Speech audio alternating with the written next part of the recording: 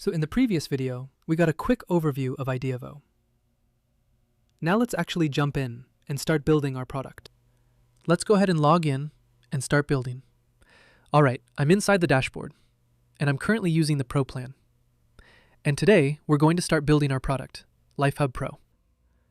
So what exactly are we building? LifeHub Pro is a modular personal dashboard. Instead of using separate apps for tasks, notes, and daily logs, we're combining everything into one clean system. The goal here is not complexity. It's to build something simple, but complete. All right, let's start building LifeHub Pro. I'll begin by writing a prompt. The key here is being clear with what you want. Ideavo handles the rest. Now, Ideavo is generating the app.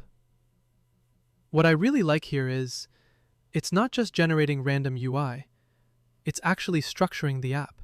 It even creates its own internal plan to properly understand what we want and build it in a more structured way. All right, the app is ready. Let's preview it. First, let's take a look at the dashboard. Here we have a clean dashboard layout, a sidebar for navigation. Let's check the Tasks section. Now the Notes section. Then the Daily Logs.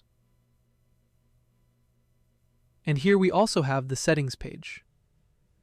This is a really solid starting point, especially from just a single prompt. Now let's go back to the landing page. You can see there are already a few sections here, but let's improve this a bit. I'll write a prompt, add few more sections to the landing page. And now I'll switch to plan mode. So in plan mode, Ideavo first creates a plan, explains what changes it's going to make.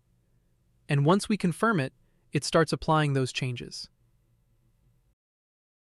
Here is the plan, so let me read and confirm it back.